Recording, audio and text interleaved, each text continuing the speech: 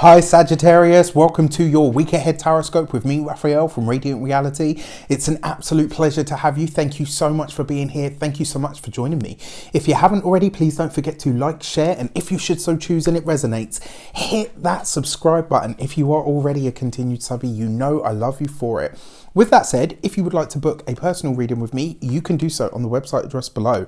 If you haven't got your Tribal Tuesday seat, you can do so on the link in the description box below. And if you haven't got your seat for Mindset Magic, you can do so in the link in the description box below. And also, just to let you know, with the quarter calendars, each calendar that you buy gives you a discount on the next one that's coming up. So if you haven't got this one and it's still relevant, there's still like 2 months plus the new moons, plus the full moons, plus a write-up of what that conjunction may have meant for you and how you might see it play out in your life from here on in. So if you want to get yours, get it now. I would like to bless my decks of cards with all forms of love, light, peace, prosperity and abundance, and I pray that the messages that come through are ultimately clear and concise and they help you on your path to your highest vibrational good. So let's see, my dear Saggies, what the week ahead has in store for you, your actions and your path. This week you get the Green Man. You've got the Fool card, right? New things, new places, new people, that spirit of excitement, extravagance, and also a little bit of mischief.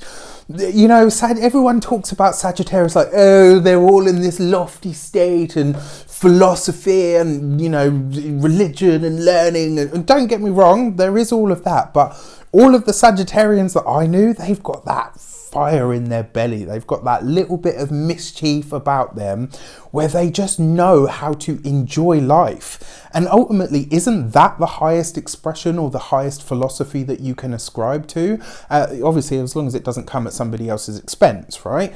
But yeah, you know, living life, enjoying it, laughing at yourself, being able to laugh at yourself. My oldest brother is a Sagittarius. And I tell you, for the longest time, I rallied against it. Because I was a very emotional child. And I took everything so deeply personal, and he really taught me. All of my siblings did, actually, but he especially just had this innate ability to laugh things off. And I, you know, in the end, I kind of took that on board and was like, okay, it's okay. I can laugh at myself. It's okay to do. And having that sort of mischievous prankster energy is very, very much present in Sagittarians. This week, you're tapping back into that. My biggest advice to you this week, my dear Sagittarius, wherever you are in the world, no matter your age, laugh your socks off. Do things that are going to make you laugh. Be silly. Be open to those things. This week, the Fool card, because it comes through the guise of the Green Man, he's really asking you to tap into that spirit of lightness, because laughter isn't just healing, but it's also a reminder that, okay, I can start to breathe again. You know, it's like one of those, and I am that person as well. Like, you know, when the air is so thick with tension and it's really serious, I will either giggle or I'll say something that makes people crack up because they're like, this was really not the place. And sometimes you need that laughter to break the tension. So if you've been feeling it this week, or you're kind of in that energy, this is how you get out of it. That's going to spark that energy and it's going to push you forward. Laughter really is the best medicine this week. Communications and conversations, you've got the Page of Cups. Interesting, because this card keeps coming up for this position, and I find that really intriguing as well. It kind of suggests that maybe on the wider world stage we could be seeing more talks, maybe even more investment in the arts, in creativity, in there may be a discovery about the way that the brain works, you know, when it is fed creative material. For you on a personal level, this is about laughter. It's about enjoyment. It's about fun. It's about getting back to that inner child. There's a very heavy energy for this. Well, it can't be a heavy energy because inner child energy isn't heavy, you know, but there's a really big amount of this energy for you. Laughter, fun, intuition, creativity, joy, expression, self-expression. And the feeling that I get from this for you guys, it really is about that. It's like your inner child is saying this week, I want more fun. And these are the things and the people that you're going to be drawn to this week. And by doing so, it's going to unlock that creativity within you. My advice to you, Sagittarius, get out of the serious and get into the fun. Whatever it is this week that's going to make you laugh, giggle, cackle like a moron. That's me. You've seen it. I either do the really high-pitched one or the, you know, where you laugh so hard that you can't even breathe. It's my style. Your money and materials, you have the Chariot card, victory, success, but also the thing about the Chariot card is it usually comes, it's a success that you have, yes, by winning, but also by conquering an aspect of yourself. The fact that you've got this with the Fool card, this could be a sudden influx of finances or money that comes out of the blue. For those of you that have got projects that you've started, courses that you're offering, and you're thinking, oh, you know what, I haven't even sold a single seat yet. You could find that this week you sell 3, 4, or 5. Do you know what I mean? It could just come really quickly and really suddenly. This is gorgeous. When it comes to physical health and vitality, you've got to get it moving. If you still kind of, yeah, you know, I will get round to exercising, I will any of that. Your physical body is asking for movement. It wants fun, excitement, vibrancy. It wants to be challenged, right? Anything that's going to get you out of breath, hot, sweaty, you know, even that, you know, those are the things that you want to be doing for your physical body this week. And when it comes to your home environment, for a lot of you, this looks like you finally found the place. So for some of you, this will be that you finally get the offer and you're ready to sell.